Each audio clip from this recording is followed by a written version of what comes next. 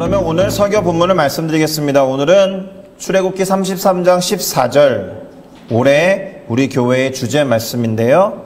이 출애굽기 33장 14절을 다 같이 함께 읽어보면서 말씀을 대해 보도록 하겠습니다. 다 같이 읽겠습니다. 여호와께서 이르시되 내가 친히 가리라 내가 너를 쉬게 하리라. 아멘. 제가 한 번 더 읽어드리겠습니다. 여호와께서 이르시되 내가 친히 가리라 내가 너를 쉬게 하리라. 아멘. 자, 저는 방금 함께 읽어본 이 출애굽기 33장 14절 말씀을 가지고 친히 함께 가시는 주 하나님이라는 제목으로 올 첫 주일 예배 신년 감사 예배의 말씀을 전해 보고자 합니다. 자, 사랑하는 성도 여러분, 누군가가 함께 가달라라는 부탁을 하게 된다면, 누군가로부터 그러한 부탁을 받게 된다면 기분이 어떨 것 같습니까? 물론 누가 이런 부탁을 하느냐가 중요한 부분이 되겠죠. 제가 별로 좋아하지 않는 사람이 제발 함께 가주세요 라고 한다면 상당히 부담스러울 것 같긴 한데요.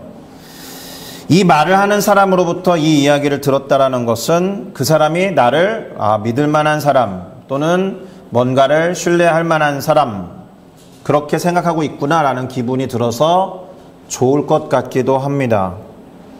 이 말을 하는 분이 다른 의도가 없다면, 함께 가는 의도가 불순한 것이면 안 되겠지만 어쨌든 그런 이야기를 듣는 것 자체가 내가 신뢰를 이 사람으로부터 받고 있구나라는 생각을 하게 될 거예요.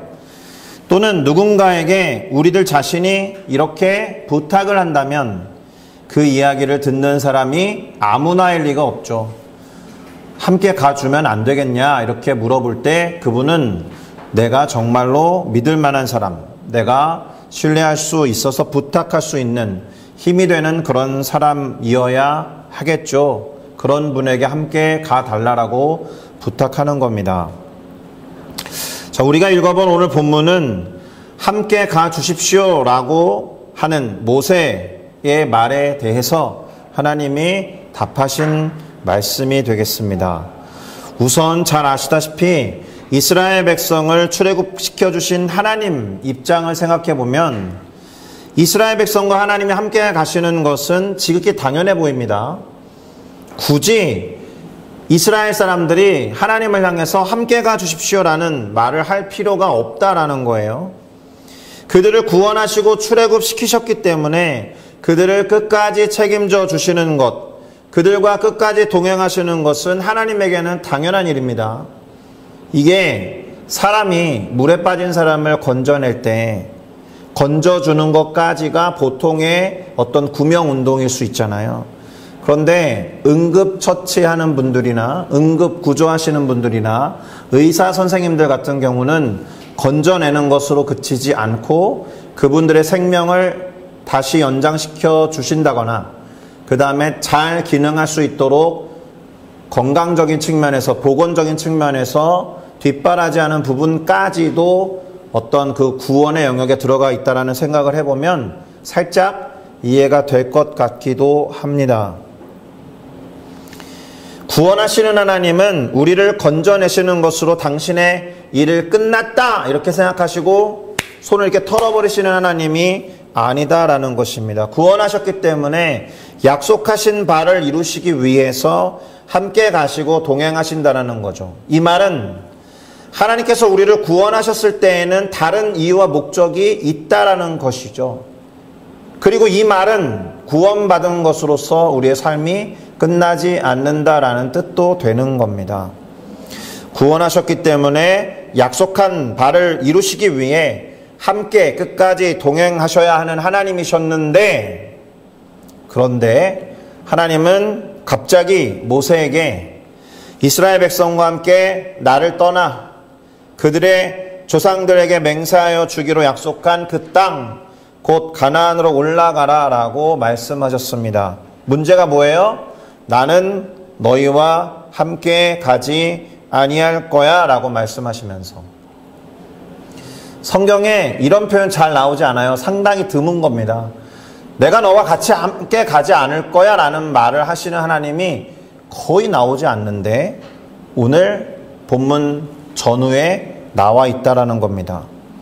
자, 여러분, 하나님이 동행하지 않는 것만큼 큰 문제가 어디에 있겠습니까? 물론 많은 분들이 하나님 없이 그리고 하나님과 상관없는 삶을 살면서도 잘 사는 것처럼 보일 때가 있습니다. 자, 그런데 하나님이 동행하시지 않는 삶이 과연 형통이겠습니까? 아무리 형통하는 것처럼 보여도 하나님이 함께하지 않는 형통이 진정한 형통일 리가 없죠. 맞습니까? 자, 하나님은 이렇게 말씀하셨습니다. 당신의 사자, 당신 스스로가 아니라 당신이 앞서 보내는 사자를 이스라엘 자손들보다 앞서 보내기는 할 거다라고 말씀하셨습니다. 그래서 그 사자가 원수들을 쫓아내고 이스라엘 자손들로 하여금 젖과 꿀이 흐르는 가나안 땅으로 인도할 거다라고 말씀하셨습니다. 그러나 정작 당신은 함께 가지 아니할 거다라고 하시면서, 자, 그러면 생각해 보시죠. 이스라엘 자손이 젖과 꿀이 흐르는 가나안 땅에 이른다라고 해도 만약 그 땅에서 살아가는 삶이나 그 땅에 발을 내디뎠는데 하나님이 함께하지 않는다라면 과연 그 땅이 젖과 꿀이 흐르는 기름진 땅, 축복의 땅, 형통의 땅이라고 할 수 있느냐? 여러분, 이런 이야기를 한번 해볼까요? 천국이 천국인 이유는 하나님이 계시기 때문입니다. 맞습니까? 반대로 지옥이 지옥인 이유는 하나님이 그곳에 부재하기 때문이에요. 이 말은 어떻게 할 수 있느냐 하면 이 땅에서의 삶이 내가 날마다 하나님과 동행한다면 그 자체가 천국의 삶이라는 것이고, 이 땅에서의 삶이 하나님이 부재한 상태라면, 하나님을 인정하지 않고 하나님과 동행하지 않는데 겉으로 봤을 때 잘 사는 것처럼 보인다 해도 그것이 하나님 나라의 삶일 수가 없다라는 거죠. 지옥과 다를 바가 없는 거예요. 물론 지옥이라는 개념에도 하나님은 무소부재하시기 때문에 하나님이 거기에 안 계실 수는 없습니다만, 조금 더 정확하게는 하나님의 관심이 없는 곳이 지옥이다라는 거예요. 그곳에서 고통을 당하는 사람들이 아무리 부르짖고 도와달라고 외쳐도 하나님이 이런 방구 반응도 없고 쳐다도 안 보시고 신경 쓰지 않는 유기의 상태에 놓였을 때가 진정한 지옥인 거예요. 이스라엘 백성들이 출애굽하기 전에 얼마나 괴로웠으면, 우리 조상의 하나님, 자신들의 하나님도 아니에요. 나의 하나님이라고 부른 것도 아니고 우리 조상의 하나님, 아브라함과 야곱과 이삭의 하나님, 아브라함과 이삭과 야곱의 하나님 도와주십시오라고 그 외치는 부르짖음에 모세라는 사람을 준비시켜서 구원해 내셨다라면 이스라엘 백성이 애굽 땅에서 억압받고 되게 힘들고 고통 가운데 있어도 하나님이 듣고 계셨다는 것 때문에 최악의 지옥은 아니었던 거죠. 그러니까 하나님이 없이 형통한 것처럼 보이는 이들을 부러워할 거는 사실 없고요. 그 형통이 정확하게 들여다보면 지옥과 같은 상태라고 해도 틀린 말이 아닐 겁니다. 왜냐하면 그 형통 때문에 하나님을 도저히 찾지 않을 거거든요. 그 형통 때문에 하나님을 생각하지 않을 거거든요. 그런 말이 있죠. 무엇을 먹느냐보다 누구와 먹느냐가 중요하다. 그만큼 누구와 함께 하느냐가 대단히 중요한 문제가 된다라는 거죠. 맞습니까? 아무리 좋은 음식을 먹어도 내가 사랑하는 사람이 함께 하지 않고, 심지어 나의 가족들은 그런 음식을 먹지 못하고 쫄쫄 굶고 있는 그런 상황에 있다면 내가 아주 훌륭한 음식을 먹는 그 자리에 있는 것이 과연 행복하겠느냐? 자, 그러면 이런 질문을 한 번 더 드려볼게요. 인간 중 누군가가 천국을 설계한다라고 한다면, 인간들 중 누군가가 천국을 계획한다라고 한다면 거기에 하나님이 계실까요? 이 질문을 잘해야 됩니다. 그 설계와 계획에 당연하게 하나님을 포함시킬까요? 그 설계와 계획 속에 하나님이 계실 자리를 마련해 둘까요? 이런 질문. 하나님이 안 계시다면 천국이 아니다라는 말에 동의한다면, 그런 사람이라면 하나님을 당연히 상수로 집어넣을 거예요. 하나님이 없다면 천국이 아닐 테니까. 그런데 생각보다 하나님을 많이 생각하지 않는 입장에서는 그걸 천국이라고 생각하고 계획해도 하나님의 자리를 만들지 않을 가능성이 많아요. 예를 하나 들어볼까요? 우리가 나누는 많은 대화들 속에, 그리고 누군가와 만나서 교제를 하고 대화를 나누는 가운데 그 시간이 끝나고 나니까 너무 유익하고 좋았어, 너무 즐거웠다라는 느낌이 들었다라고 생각했는데 집에 와서 생각해 보니까 그 대화 속에 하나님에 관한 대화가 아무것도 없었던 거죠. 성도들끼리의 교제 가운데서 식사를 하고 나눔을 하고 일상을 나누고 너무 유익하고 그 사람에 대해서 알아간 것이 너무 좋았는데 집에 와서 곰곰이 생각해 보니까 성도의 만남 속에서도 하나님에 관한 이야기가 없었다라면 그 만남 속에 이루어진 대화가 유익한 게 맞아요? 즐거웠던 게 맞아요? 행복했던 게 맞아요? 그 대화가 일상에서 누리는 천국이었다라고 말할 수 있습니까? 심지어 그 대화와 만남이 교회를 다니는 크리스천들의 만남과 대화였다 해도 대화를 나누는 주제 가운데나 하나님에 관한 이야기가 빠져 있었을 때, 아, 오늘 그 친구를 만났는데 너무 기분이 좋았고 유익했어 라는 말이 도대체 무슨 의미가 있습니까? 그렇다라는 거예요. 우리의 일상 속에서 하나님의 자리가 잊혀져 있잖아요. 자, 그런 사람이 천국을 계획할 때 기계적으로는 하나님의 자리를 만들어 놓을 수 있겠지만 아마도 기분 좋은 상상을 하면서 내가 생각하는 천국이라면 이런 것들이 있어야 할 거야 라고 자기가 가장 좋아하고 가장 행복하다고 생각하는 장면들을 연출해도 어쩌면 가장 본질적인 하나님의 자리를 설계에 넣지 않을 가능성이 매우 높아요. 자, 다시 오늘 본문으로 돌아와 보겠습니다. 하나님이 함께 가지 않겠다라고 하신 거예요. 그러면 이유가 궁금하겠죠. 하나님은 왜 이스라엘 백성들과 함께 가지 않겠다라고 하셨는가? 하나님 스스로가 밝힌 이유가 있습니다. 한번 들어보실래요? 하나님은 모세에게 이렇게 말씀하셨습니다. 너희는 목이 곧은 백성이다. 그래서 혹시라도 내가 가나안으로 가는 길에서 너희를 진멸할까 염려가 된다. 그러니 나는 함께 가지 않겠다. 이렇게 말씀하신 겁니다. 생각해 보실까요? 만약에 하나님이라는 존재가 이유 없이 진노하는 아주 안 좋은 신이어서 누군가를 함부로 진멸하는 것을 밥 먹듯 하고 너무 좋아하고 거기서 쾌감을 느끼는 악신이라면 이렇게 말씀하시는 게 하나님에게 이유가 있겠죠. 그런데 우리가 아는 하나님 그런 하나님이 아니잖아요.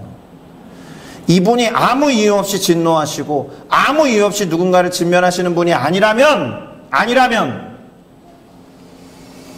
하나님이 이렇게 말씀하신 이유는 어디에 있다는 거예요?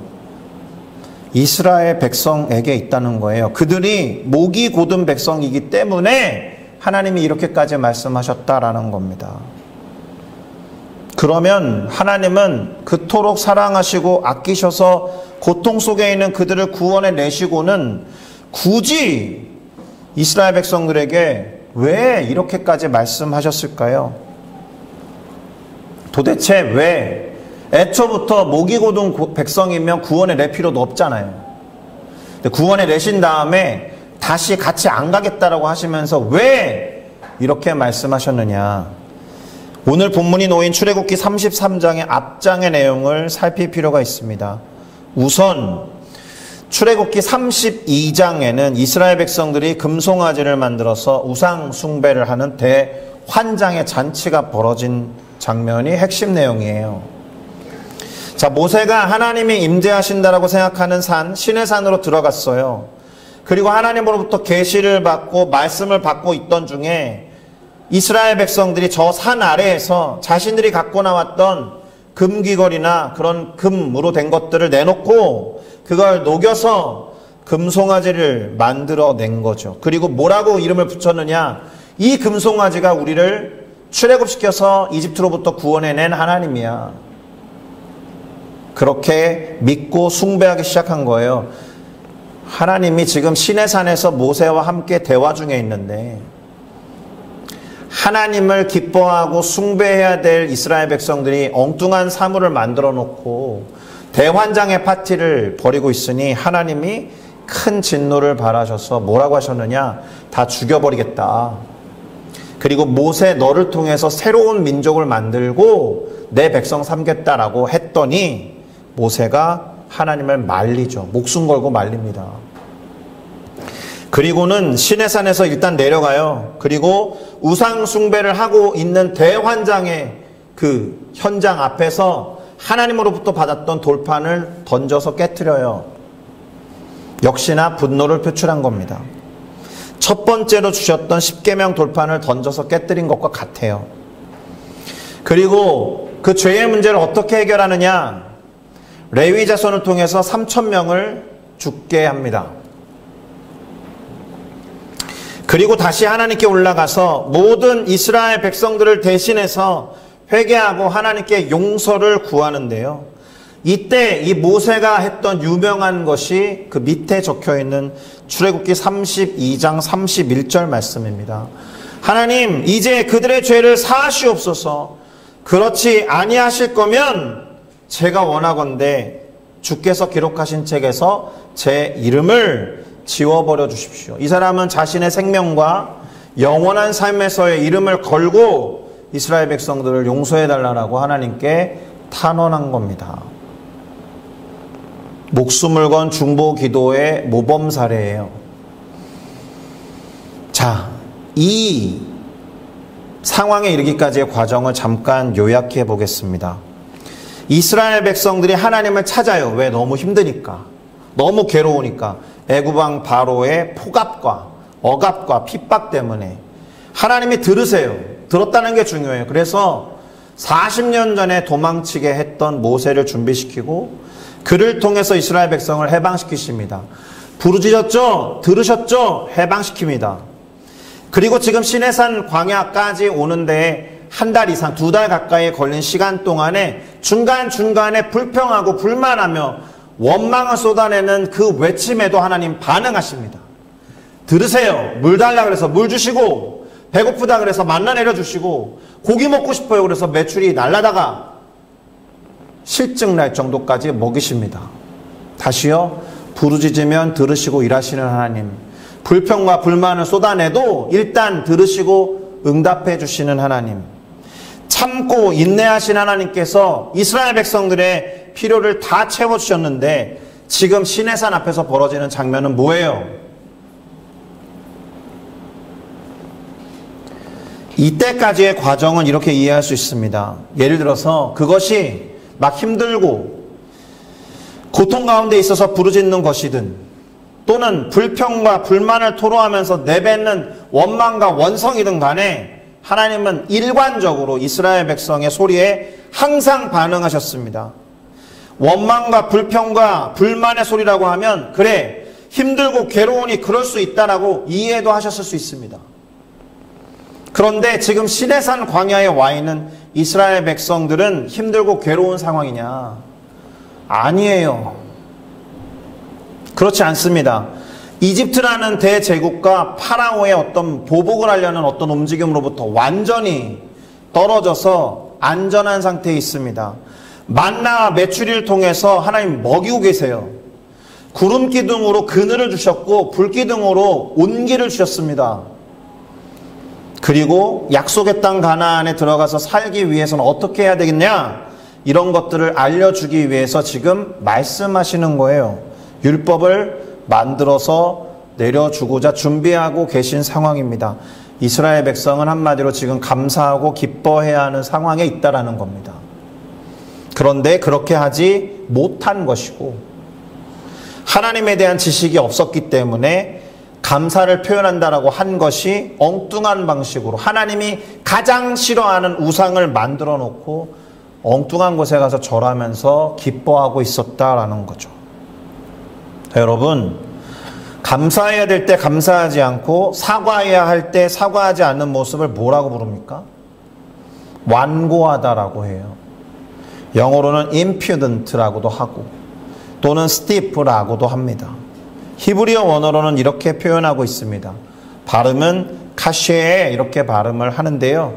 엄한, 딱딱한, 어려운 이런 뜻으로 번역이 되는데 오늘 본문이 바로 목이 곧은 stiff-necked라고 번역해 놓은 거예요. 이 단어가. 그러니까 감사하지 않고 회개하지 않으면서 죄를 범하는 백성들을 향하여 진노를 표출하여 진멸할 것을 염려하신 하나님이시지만 이것마저도 그들을 죽이지 않기 위한 방법 아닙니까? 자, 그러면 하나님의 진노와 심판에 방점을 두시겠습니까? 아니면 하나님으로 하여금 진노하게 하고 심판하게 만든 목이 곧아서 완고한, 감사할 때 감사하지 않고 회개해야 될 때 회개하지 않는 은혜를 모르는 배은망덕한 이스라엘 백성에게 방점을 둬야 하겠습니까? 자, 이러한 말씀을 들은 이스라엘 백성들이 어떻게 했을까요? 출애굽기 33장 4절을 보니까 이스라엘 백성들이 함께 가지 않겠다라고 하신 하나님의 이 준엄한 말씀을 듣고는 슬퍼하면서 한 사람도 자기의 몸을 단장하지 아니하였다라고 되어 있습니다. 조금 웃기는 얘기인데 단장할 것도 다 내놨어요. 금송아지 만들려고. 자, 그러면 모세는 어떻게 했을까요? 하나님에게 뭐라고 했는지 출애굽기 33장 12절에서 13절에 보니까 이렇게 되어 있습니다. 제가 읽어드리겠습니다. 모세가 여호와께 아뢰되 보시옵소서, 주께서 나에게 이 백성을 인도하여 가나안으로 올라가라고 하시면서 나와 함께 보낼 자를 나에게 가르쳐 주시지 아니하셨습니다. 주께서 전에 저한테 말씀하시기를 뭐라고 하셨느냐? 나는 이름으로도 너 모세를 알고 너도 나 여호와 앞에 은총을 입었다 하셨지 않습니까? 그러면 그 말이 맞다면, 내가 참으로 주님의 눈앞에서 은총을 입은 사람이 맞다면 제가 원합니다. 주의 길을 나에게 좀 보여주시고 내게 주를 알려주시고 나로 하여금 주님의 목전에 은총을 입게 하시며 원하건대 이 타락한 이스라엘 백성들을 용서하시고 주의 백성으로 삼아 주십시오. 이게 주의 길을 보여달라는 말이지만 사실 함께 가달라고 요청한 겁니다. 함께 갈 사람을 가르쳐 주시지 않았지 않습니까? 이렇게 말하니까 그제서야 이 협상과 같이 당창에 말하는 모세 앞에, 그런 거 보면 하나님의 모세를 어떻게 생각했는지가 좀 간접적으로 드러나는 구절들이에요. 이 말을 들은 하나님이 오늘 설교 본문을 드디어 말씀하시는 겁니다. 출애굽기 33장 14절 한 번 더 같이 읽겠습니다. 시작. 여호와께서 이르시되 내가 친히 가리라, 내가 너를 쉬게 하리라. 아멘. 이렇게 말씀하셨습니다. 근데 여기서 끝나지 않아요. 모세가 좀 웃겨요. 모세가 엄청 당당해요. 좀 더 세게 말합니다. 그 다음 구절에 뭐라고 되어 있느냐? 주께서 친히 가지 아니하시려거든 우리를 이곳에서 올려보내지 마십시오. 지금 내가 갈게라고 말한 하나님 앞에 한 번 더 더블 체크하는 거예요. 한 번 더 확인하는 겁니다. 이렇게까지 말할 정도면 모세가 하나님에게 어떤 존재인지가 진짜 드러나죠. 아니나 다를까 하나님이 모세를 어떻게 생각하셨는지 출애굽기 33장 11절에 이렇게 기록하고 있습니다. 제가 읽어드리겠습니다. 사람이 자기의 친구와 이야기함 같이 여호와께서는 모세와 얼굴과 얼굴을 대하여 보면서 말씀하셨다. 모세가 부럽죠. 우리가 지난 1년 동안 외웠던 고린도전서 13장에 보면 우리가 잘 몰랐지만 새롭게 알게 된 구절들이 있잖아요. 우리가 지금은 부분적으로 아나 그때는 하나님께서 우리를 아신 것 같이 온전히 알게 되고 우리가 지금은 거울을 보는 것 같이 희미하지만 그때에는 얼굴과 얼굴을 대하여 볼 것이요. 얼굴과 얼굴을 대하여 볼 것이라는 것이 우리 같은 사람들에게는 예수 그리스도께서 다시 오심으로 인해서 하나님 나라가 완전히 완성될 때에야만 이루어지는 일이었지만 이 당시 모세는 그러고 있었다라는 거예요. 자, 오늘 설교를 마무리하는 작업으로 넘어가 보겠습니다. 그러기 위해서 이와 같은 질문을 던져봐야 되는데, 오늘 본문을 들으시면서 성도님들께는 무엇이 보이셨습니까? 혹시 뭔가 좀 삐진 것 같은 하나님이 보였습니까? 아이, 나 삐졌어. 그래서 니네랑 안 갈 거야. 제가 잘 사용하는 주특기예요. 어렸을 때 삐지면 저 혼자 막 딴 데로 가고 같이 가던 사람들이랑 안 가요. 웬만하면 돌아서서 한 30분 가다 돌아올 법도 한데 2시간을 쭉 가는 사람이 저예요. 얼마나 완고하고 목이 고두고 고집센 사람이었는지. 자, 그러면 그런 하나님이 보이세요? 하나님이 정말 삐져서 이렇게 안 간다라고 하신 걸까요? 그러다가 못 이기는 척 친구 같은 모세가 중재하니까 마음이 녹아서 같이 가겠다라고 하신 겁니까? 초점을 여기에 둬야 돼요. 우리는 사실 완고한, 목이 고든 이스라엘 백성에게 조금 더 시선을 두어야 한다는 것이고, 거기에 나를 대입해야 한다라는 겁니다.